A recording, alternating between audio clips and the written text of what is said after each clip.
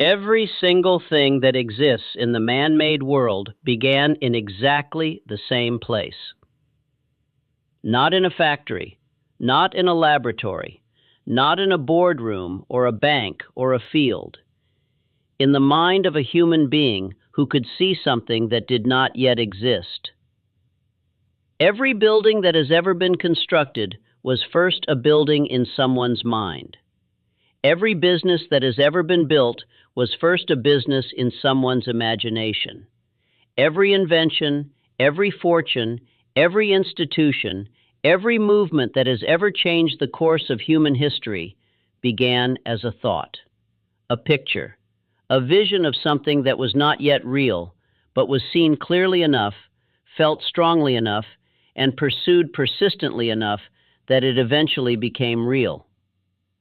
That faculty, the ability to see what does not yet exist, is not a gift reserved for artists and inventors. It is not the exclusive property of the visionary or the genius. It is a tool, and like every tool, it can be developed, it can be sharpened, it can be deliberately applied toward a specific end by any man willing to learn how to use it. Most men stopped using it deliberately sometime in early adulthood. The demands of practical life crowded it out, and in its absence, they became something the world has no shortage of. Men who are very good at working within existing structures and completely unable to conceive of new ones. This lecture is about reclaiming that faculty and putting it to work. I want to begin with a distinction that most men have never considered, because most men think of imagination as a single thing, a vague creative faculty that some people have more of than others, something that produces paintings and poems and the occasional useful invention. It is not a single thing, and understanding its two forms is essential to using either of them effectively. The first form is synthetic imagination. This is the imagination that works with existing material. It takes concepts, ideas, plans, and experiences that already exist in the mind of the man using it or in the world around him, and arranges them into new combinations. It creates nothing original in the strictest sense. It recombines what is already known into configurations that produce new results. This is the imagination most men use most of the time, when they do use it at all. The businessman who sees an existing product and imagines a better market for it. The engineer who takes principles from one field and applies them to a problem in another. The entrepreneur who looks at two existing industries and imagines what would happen if they were combined. All of this is synthetic imagination, and it is enormously powerful because the number of possible combinations of existing ideas is effectively infinite. A man with a developed synthetic imagination and a definite purpose never runs out of material to work with. The second form is creative imagination. This is the faculty through which entirely new ideas are received, not recombined, received. Ideas that have no direct precedent in the man's existing knowledge or experience. Ideas that seem to arrive from outside the man rather than from within him. Every man of great creative achievement has described this experience. The solution that appeared fully formed after days of fruitless effort. The idea that arrived in the moment between sleep and waking. The answer that came not through more thinking, but through the sudden cessation of thinking. I am not going to tell you where these ideas come from. The honest answer is that I do not know, and neither does anyone else. What I can tell you is what I observed across hundreds of interviews with men who had received them, and what I observed was consistent enough to be instructive. Both forms of imagination respond to the same conditions. They grow stronger with use, they atrophy with neglect, and they operate most powerfully in the mind of a man who has a burning desire, a definite purpose, and the patience to create the conditions in which imagination can work.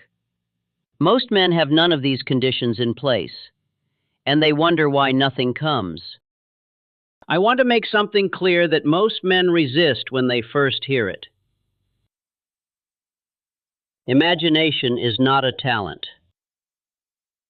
It is a faculty. And the difference between those two words is the difference between something you either have or do not have, and something you can develop regardless of where you started. A talent is fixed. You were born with it or you were not.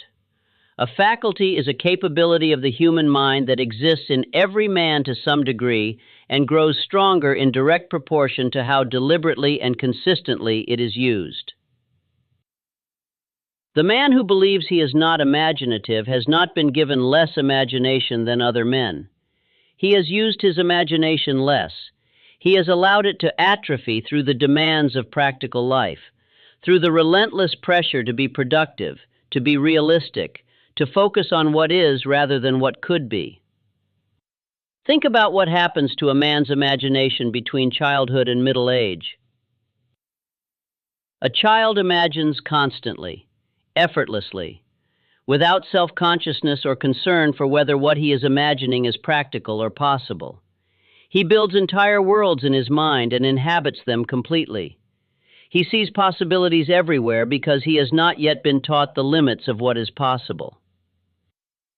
And then the world begins its education. Be realistic, be practical. Focus on what is in front of you. Stop dreaming and start doing. These are not bad instructions in isolation. The problem is that most men take them too far. They do not simply reduce their dreaming to a manageable level. They eliminate it. They become so focused on the practical, the immediate, the already existing, that the imaginative faculty, unused, unstimulated, unrewarded, quietly stops offering its services. And the man who was once a child who could see entire worlds becomes an adult who can only see what is directly in front of him. I want you to examine your own thinking honestly. How much of your daily mental activity is genuinely imaginative, conceiving new possibilities, exploring new combinations, seeing your situation from angles you have not considered before? And how much of it is simply reactive, responding to what is in front of you, managing what already exists, solving problems that have already presented themselves rather than anticipating problems that have not yet arrived? Most men, when they examine themselves honestly, find that almost all of their thinking falls into the second category. They are reactive thinkers living in a world that rewards proactive imagination. The gap between those two modes of thinking, reactive and imaginative, is one of the most significant factors separating the men who build things from the men who maintain things. The good news is that the gap can be closed, not through a sudden burst of creative inspiration, but through the same mechanism that develops every other faculty of the human mind. Deliberate, consistent, purposeful use. I want to return to a man I have spoken of before, but I want to look at him from a different angle, because his story contains a lesson about imagination that most people who hear it completely miss. Edwin Barnes wanted to become a business partner of Thomas Edison. That much is well known. What is less examined is how he was able to recognize his opportunity when it finally appeared, after 5 years of waiting, working, and watching from a position of apparent insignificance inside Edison's organization. Most men in Barnes's position would have missed it, not because they lacked desire, not because they were less intelligent or less capable, but because they had not spent 5 years doing what Barnes had done with his imagination. Barnes did not simply want the partnership in the way a man wants a better salary or a larger house.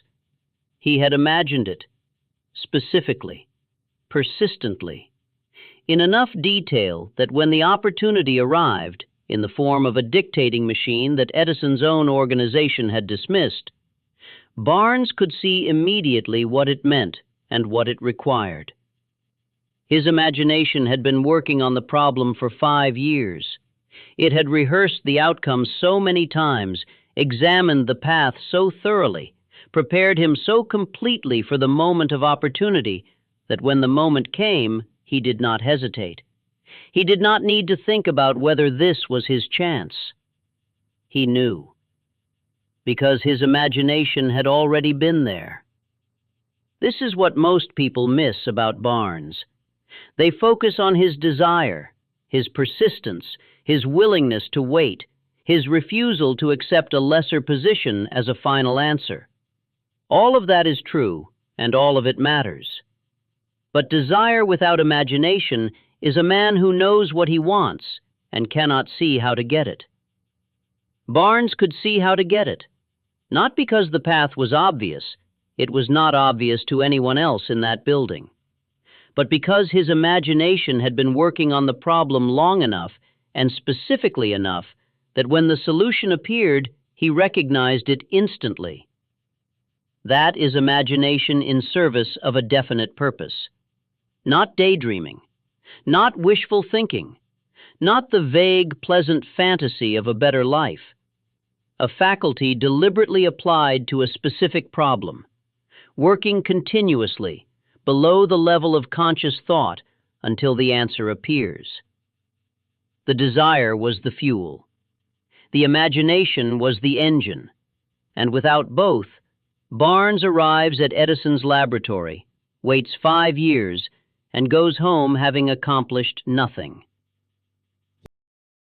I want to tell you something I observed consistently across my years of research, something that surprised me when I first encountered it, and that I have never stopped finding remarkable. The great ideas, the ideas that built industries, that solved problems no one else had solved, that produced the inventions and the fortunes and the achievements that changed the world, did not arrive through more thinking. They arrived through less. I sat across from men who had built some of the most significant enterprises of their era, men of extraordinary mental capability and relentless work ethic. And when I asked them to describe the moment at which their defining idea had arrived, the moment at which the solution to the problem they had been working on had finally appeared, the description was almost always the same. They had been working on the problem intensely. They had applied everything they knew to it. They had thought about it from every angle, consulted every available resource, pushed their conscious mind to its limits. And then, exhausted, temporarily defeated, they had stopped. They had gone for a walk. They had sat in silence. They had fallen into the space between waking and sleeping. They had, in some fundamental sense, let go of the problem. And in that moment of release, the answer had come. Not gradually, not through a logical sequence of steps that could be traced and repeated, but whole, complete, fully formed, as if it had been waiting just outside the door of the conscious mind for the moment when that door was finally left open. No man I studied demonstrated this more deliberately or more productively than Thomas Edison. Edison was, by any measure, the most prolific inventor of his era. Over 1,000 patents, inventions that fundamentally altered the way human beings lived: the phonograph, the motion picture camera, the practical electric light bulb. A body of creative work that has never been matched in its breadth or its impact. And Edison did not produce that body of work by thinking harder than other men. He produced it by understanding something about the creative mind that most men never grasp. Edison had a practice that his colleagues found eccentric and that history has since recognized as genius. When he was working on a particularly difficult problem, when the conscious mind had given everything it had and the solution had still not appeared, he would sit in a chair with a steel ball bearing in each hand, and he would allow himself to drift toward sleep. The moment he crossed the threshold into sleep, his hands would relax. The ball bearings would fall. The sound of them hitting the floor would wake him. And in that precise moment, that threshold between waking and sleeping where the conscious mind releases its grip and the deeper faculties speak, Edison would find what he had been looking for. Not always, but often enough that he made it a deliberate practice. Often enough that he trusted it as a method, not as a curiosity or an accident, but as a reliable tool in the process of creative work. I observe this pattern too consistently across too many men to dismiss it as coincidence. What I believe it reveals, and what every man who intends to use his imagination productively needs to understand, is that the creative faculty operates on a different schedule than the conscious mind.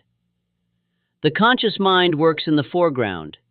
It is sequential, logical, analytical. It takes what it knows and works with it systematically, and it is enormously valuable for that work. But the creative imagination works in the background. It processes what the conscious mind has given it, the problem, the desire, the definite purpose, and it continues working after the conscious mind has moved on. It makes connections the analytical mind cannot make. It accesses material the logical mind cannot reach, and it delivers its conclusions not through a process the man can observe, but through a sudden arrival that feels, to the man who receives it, like inspiration. The practical implication of this is something every man can act on immediately. Intense, focused effort on a specific problem, followed by deliberate mental relaxation, is not a luxury. It is a method. Here is what that looks like in practice. Work on your definite purpose with complete focus for a defined period, an hour, 2 hours, whatever your capacity allows. Bring everything you know to the problem. Ask every question you can think to ask. Push the conscious mind to its limit. And then stop, completely. Not to check your messages, not to move to the next item on your list, but to genuinely rest the conscious mind. A walk without a destination, silence without an agenda. The deliberate creation of the mental quiet in which the creative imagination can deliver what the conscious mind could not produce. Edison used a chair and 2 steel ball bearings. The specific method matters less than the principle behind it.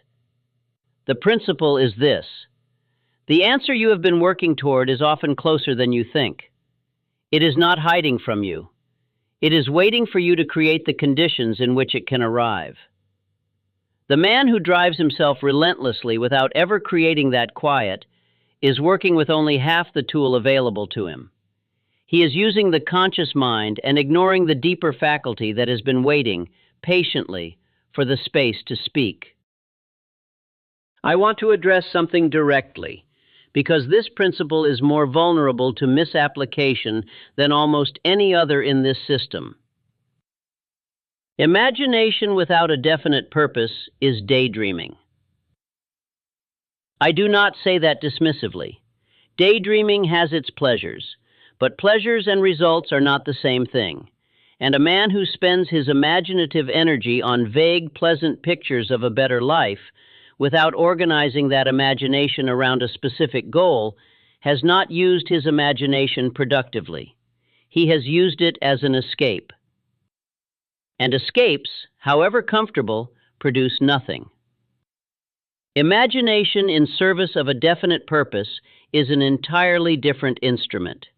It becomes a planning tool, a means of seeing the path before you walk it, of identifying the obstacles before they appear, of conceiving the solutions before the problems arrive, of testing the plan in the mind before committing resources to it in the world.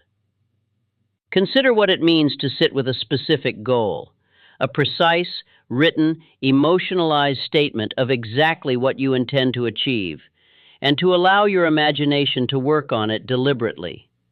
Not to fantasize about the outcome, but to examine it, to see it from every angle, to ask, what stands between where I am and where I intend to be? What do I not yet know that I will need to know? What resources do I not yet have that I will need to acquire? What problems am I likely to encounter that I have not yet anticipated? A man who does this consistently, who brings his imagination to bear on his definite purpose, with the same seriousness he brings to any other aspect of his work, arrives at his first action with advantages that the man who simply starts and figures it out as he goes does not have. He has already made the obvious mistakes in his mind where they cost nothing. He has already encountered the first three obstacles in his imagination where he had the leisure to solve them without pressure. He has already tested several approaches, mentally, where revision is free and failure is instructive rather than costly. This is not a substitute for action. Action is irreplaceable. A man who imagines without acting produces nothing, which brings us back to daydreaming.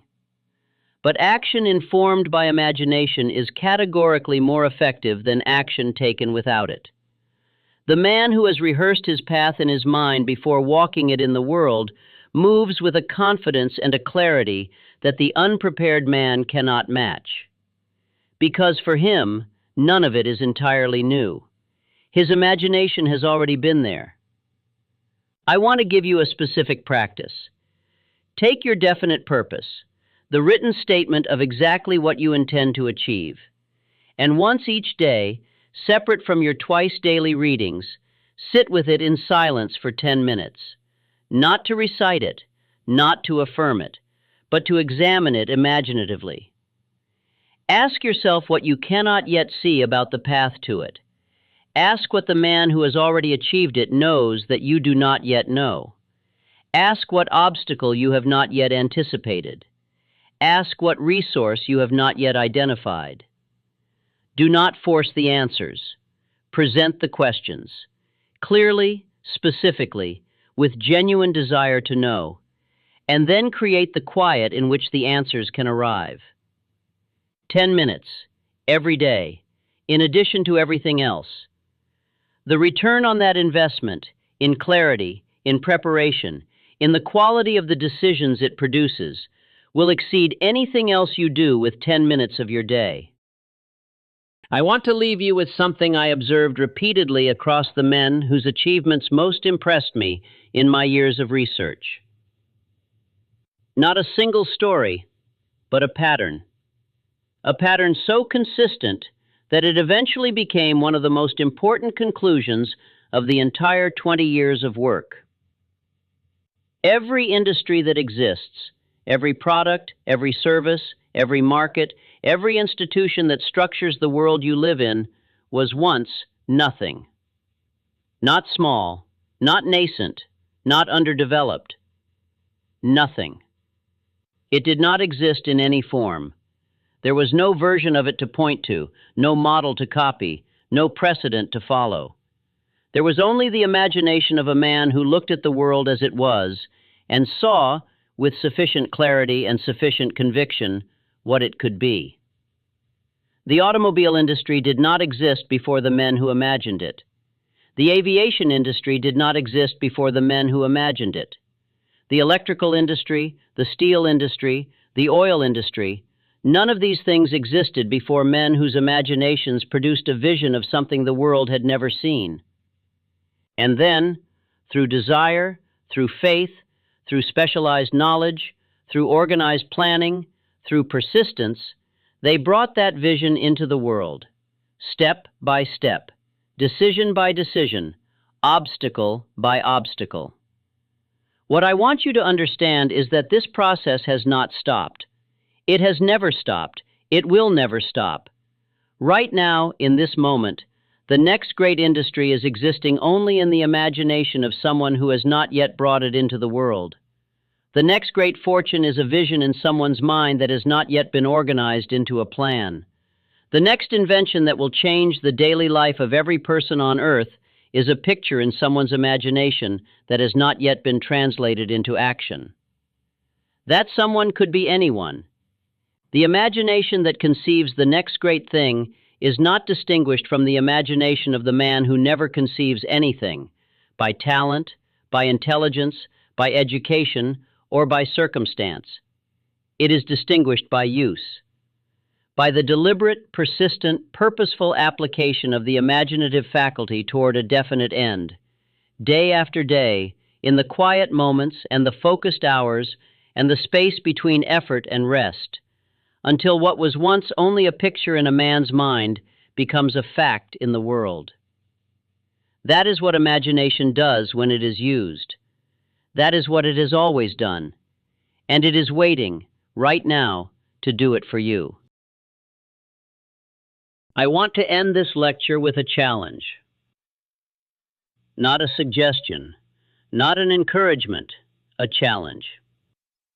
Tonight, not someday, not when you have more time, not when the circumstances feel more conducive.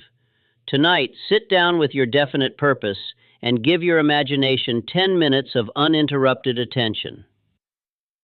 Not to recite your goals, not to affirm your beliefs, not to perform any ritual of positive thinking. To see. To see your desired outcome as fully realized, in as much specific detail as you can produce. To examine the path to it from every angle your imagination can reach. To ask what you cannot yet see, and to create the quiet in which the answer might arrive. Most men will not do this. Not because they lack the time. 10 minutes is not time, it is a decision.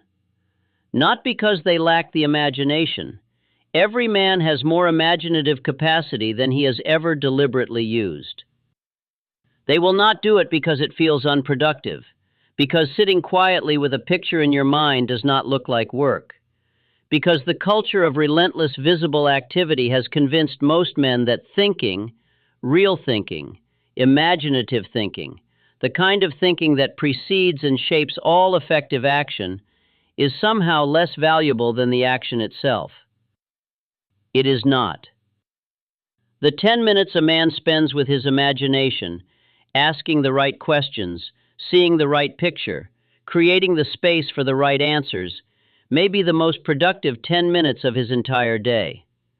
Because everything that follows from it, every decision, every action, every response to every obstacle, will be informed by what that 10 minutes produced.